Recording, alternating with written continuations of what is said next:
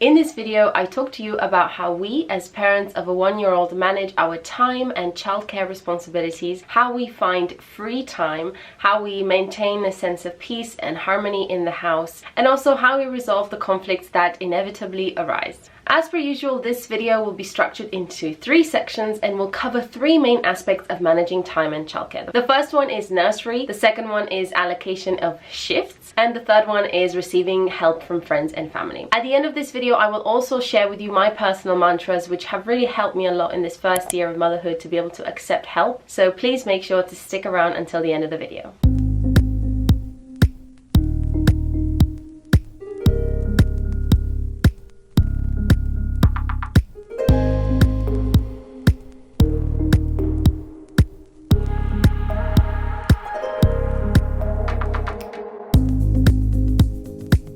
The first aspect of managing time and childcare for us in our family is nursery. I made a whole video about our nursery experience. We started with our daughter when she was 10 months and 3 weeks. In that video, I cover why we did it, the process to start it, and any considerations specific to this current global situation of living in a pandemic. Now, I think it's important to acknowledge that childcare, being able to have your child in nursery, is a huge privilege. Childcare is very expensive here in the UK and not everyone can do it. We have Harper in nursery for 20 hours a week, and that is basically 4 afternoons between 1 and 6 p.m. But what do we do with the rest of the time when she's with us? How do we manage that? And this is where the second part of the video comes in very helpful, because I tell you the step-by-step process of how we organize our days and how we make it work for us.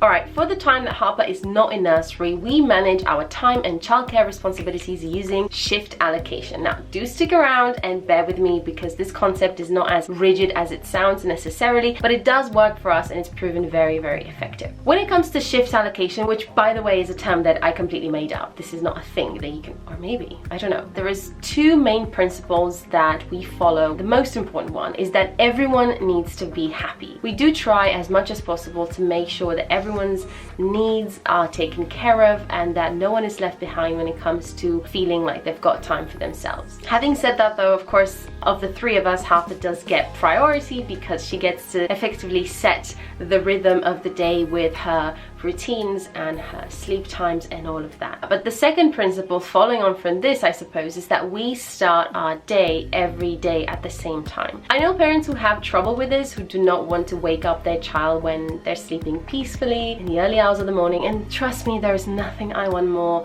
than a lie-in. But I also know that waking up every day at the same hour gives us a sense of structure, predictability, routine and rhythm, and we need that more than ever, especially now when we're at home all the time. Following on from these 2 principles, we split our days into chapters, and these chapters are basically bookended by when our daughter sleeps. So I'll give you some examples of what happens when she's in nursery and what happens when she's at home.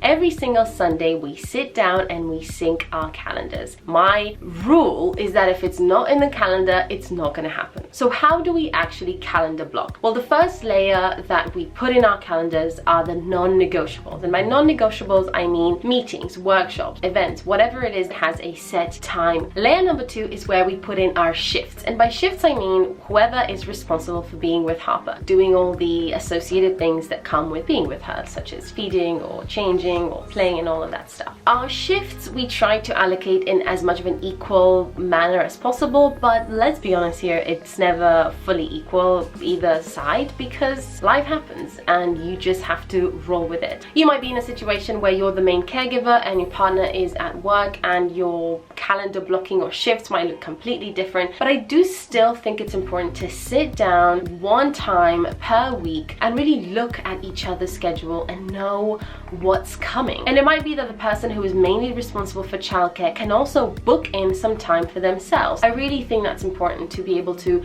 write it down and for everyone in the house to know that that's daddy's time or mommy's time, and that that's when they're doing their thing. Having agreed on who has their independent time and who has their time with baby, we also have these split tasks or division of labor. So what do I mean by that? In the morning, I usually breastfeed and change our daughter while my husband is preparing breakfast. And similarly in the evening, usually between 6 and 7:30 when it's bedtime routine and dinner for Harper, we are together pretty much all the time. A, because that's family time, also because you just never know what you're gonna get. One night you might get a perfectly chilled out baby who's perfectly happy to have their teeth brushed and changed and put in their jammies. Other nights, not so much. Now it might sound to you like it's very rigid, that there's a schedule and a structure and we do not set astray. That is not true. There is a lot of flexibility in what I'm saying. The point of this allocation is that there's a general program and schedule for what's going to happen. The reality, day in and day out, we have to make changes all the time and we have to adapt and be flexible. This is the best way that we have found to avoid those feelings of frustration because you don't know when you're going to catch a break. You know what I mean? There were times when I would sense a bit of tension between us and I couldn't quite figure out what the problem was, and it all boiled down to the fact that my husband didn't have time to go for a run. Similarly, I would get short or snappy or frustrated because I didn't get time to do what I wanted to do for myself. At the end of the video, I'll also share with you these mantras that I use to unblock me mentally when I know I need to ask for help. So I hope those will add value to you as well. Just a quick side note related to that, if you're a new parent, I have 2 videos on my channel of how you can help each other out. On the one hand, I have a video of how you as a partner can help the mother of the child in those early days, all the things that you can do. And on the other hand, how you can help your partner also be involved. Because I know as moms, we tend to think we do it best, but it's important, I think, to let your partner be as involved as they want to be, as they can be. Do make sure you check these 2 videos out and I hope they help.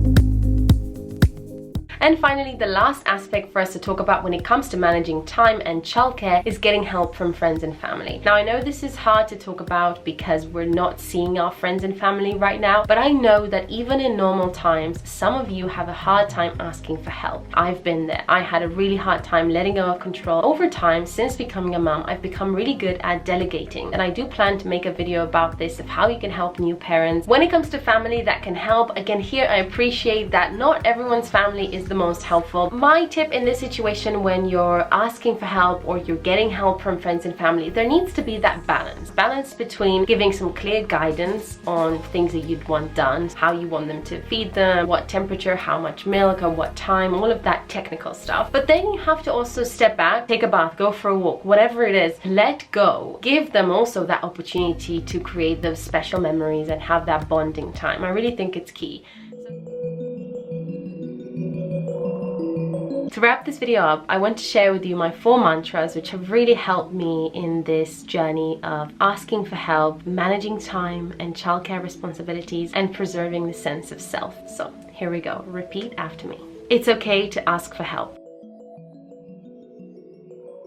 It's okay to need space. It's okay to want to do things for myself. Whatever works for my family is the best solution for us.